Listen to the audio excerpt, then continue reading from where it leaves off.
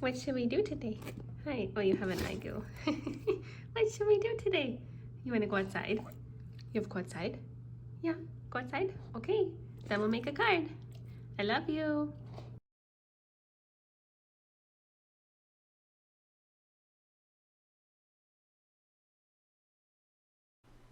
Hi, this is Jenna with Brown Dog Craft Company, and today I'm making a really fun card with some new Lawn Fawn products. So we're going to use the Lawn Fawn Honeycomb Stencil and the Magic Iris with the full card front add-on and the new Magic Iris Beehive add-on. So here I'm starting out with an A2 panel, 4 1/4 by 5 1/2 of, this is Mermaid cardstock. And I've got the honeycomb stencil, and I'm using some Peacock Distress Oxide ink, and I'm moving the stencil around on the cardstock so I can get the honeycomb everywhere, and I'm doing it with imperfections, so I don't want it to look perfect. I want some areas to be darker and some areas to be lighter, and then I'm going to lightly take some Peacock ink and brush that over all of the cardstock. Now I'm using a different part of the stencil and using some white pigment ink and ink blending that lightly over just to add some more detail. It's a lot easier to add color when you start with a colored cardstock, so that's why I decided to use the Mermaid. So now I'm going to pull out, this is the Magic Iris Beehive add-on.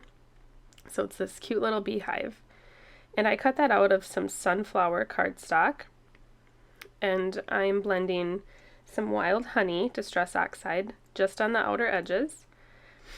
And now these are 3 pieces for the Magic Iris, which I'll go over in a little bit. But those are cut out of the same color, sunflower. And then I'm ink blending that Wild Honey onto there. And then to add a little bit more definition to the beehive, I'm going to take, let's see, what color did I use? Vintage Photo. So it's sort of a lighter brown, and I'm going to bring that around the just the very edges of the beehive, and blend out a little bit with Wild Honey as needed. So those are looking really good. It looks like it has a lot of dimension. To add even more dimension, I'm going to take a white gel pen and add some highlights following the curve of the beehive, and then one on what'll be the top of the beehive. So this will give some movement or some depth to the card. So ink blending is finished. So the Magic Iris has the full card front die. Oh, I guess we're going to do flowers first. So, the Magic Iris Beehive add-on has these cute little flowers. So I'm coloring those with a combination of B000, and then some are B00 and B02. And just sloppy coloring, nothing fancy or technique-ish about those. Same with these little leaves. So these leaves I'm going to color in G40 and G43. Just add a little bit of color down toward the bottom. Give the leaves a little bit of dimension. This step is totally not necessary. You could skip it. Now we're going to put our bees together. So the bees come, the backer and the fronts of the bees come in 2 separate pieces. So you could make this front part of the bee in black so that his face and his antenna would be black, and then just do the backer yellow, but I made them backwards. So we're going to stick with it, and the bees will be yellow with black stripes instead of black with yellow stripes, and I think they're still cute. So we're going to make 3 bees for this card, and then they also have a separate die for their wings. So from their wings, or for their wings, I'm using some of Lawn Fawn's pearlescent vellum. There's like different shades of that, and so I used the more clear shade. I wouldn't say it's clear, it's kind of holographic. Maybe slightly blue. And then I'll just set those aside to dry. Just adhere those all together with some liquid glue and my reverse tweezers. Now this little circle is from the inside of the Magic Iris die. So when you cut out the beehive, it cuts out this little circle too. So it'll fit right inside that beehive. So I've got some storm cloud cardstock, and I'm taking a little circle sentiment from More Magic Messages. It says just a little note, and I'm putting that in my MISTI using my anti-static powder tool and then stamping with my clear embossing ink, and we're going to heat emboss that with some white embossing powder. This is Simon Says Stamp Fine Detail White. So I'll use my reverse tweezers to help hold everything while I'm heat embossing. I'll use my paintbrush to get some of those stray granules of embossing powder off of the background. So I really like this look. It's almost like chalk on a chalkboard. It's fun to heat emboss with white on a dark gray instead of a black. So here I'm taking the Magic Iris. This is the full card front panel, and I'm going to put that on the honeycomb stencil A2 panel that we did, and I will die cut that out, and it'll give you the front piece of the card here. So it cuts out the center, and that's going to give us our little opening for our magic message. Now I took a panel here and I ran it through with a stitching rectangle die. So that's a piece of white cardstock, and that's how we're going to layer it. So I'm going to line that up and place my inner circle here right in the center. No dimension. You want to make sure you use liquid glue or tape runner, something flat for this piece, because our Magic Iris is going to work on top of this. So here's the pieces for the Magic Iris. You're going to cut out 3 of the circles, and on one of them you're going to emboss this little shape. And then after you've embossed that, you're going to insert these 3 little sausage pieces and you line them up. I highly recommend going to the Lawn Fawn website and looking at the Magic Iris. They have a great video that Kelly does that's super helpful, step by step, on how to put the Magic Iris together. So she goes through it in real time, and it's very helpful to watch. So after I've put the little sausage pieces in, I add little glue dots to the X's and put a little beauty ring on top. I'm going to flip it over, and there's little lines. There's little like embossed detail that tell you where to put your tape runner to put these reinforcer tabs. And they line right up to the very edge of the wheel of the Magic Iris. And that's the only place you want to put tape on the whole Magic Iris. So here's the little pull tab that we're going to use. So you line it up next to one of your reinforcer tabs and you make a V shape. And then you can adhere that down.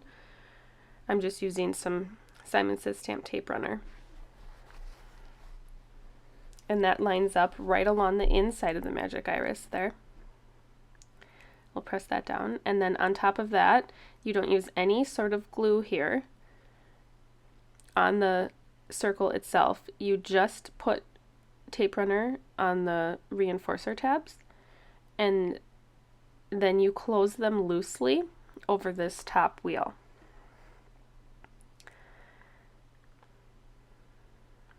That allows everything on the inside to be free moving. Those little sausage pieces are what close and open when you move the tab.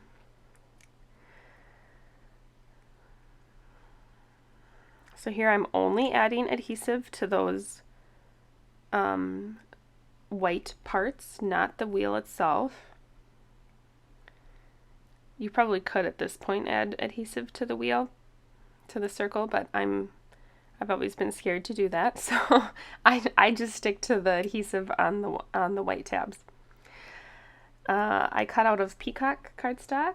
I cut out this little decorative piece that goes on your pull tab, and if you snip that off there, it'll line up perfectly with the edge of your Magic Iris card front panel, just like that. So here I am. I'm going to press everything into place. Give it a good push. Make sure it's secured.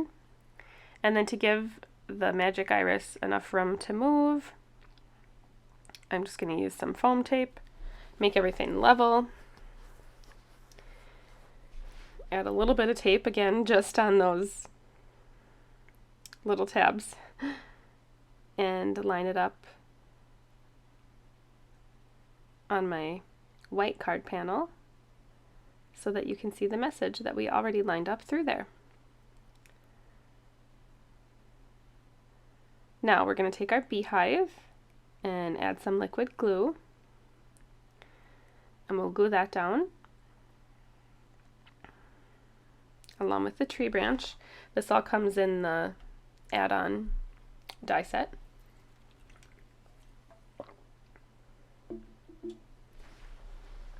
I cut the tree branch from light brown wood grain.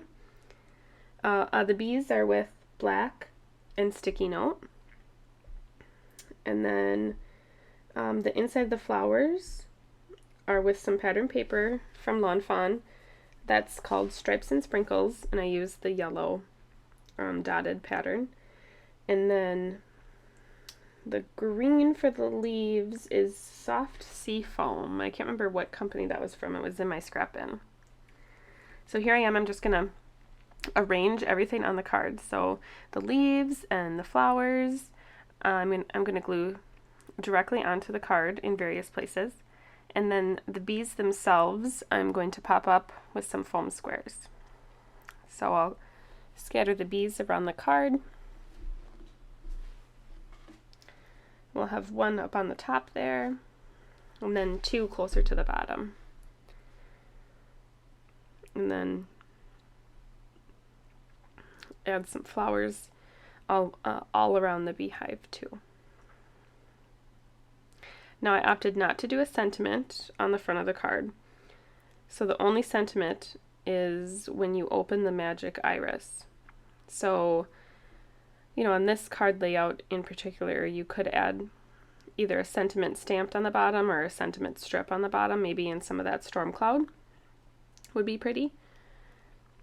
So here I'm taking, I've got a peacock card base, and I'm putting some adhesive on the back of the, or on the front of the card base, and I will adhere the Beehive panel to the front of the card here.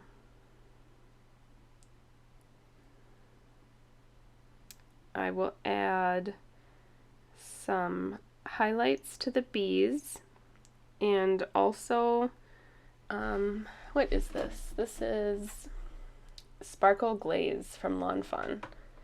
So I'm going to add that to the centers of the flowers. And then here it is in real time, so you can see how it works. Pull the tab, it reveals your magic message, and I absolutely love how these turn out.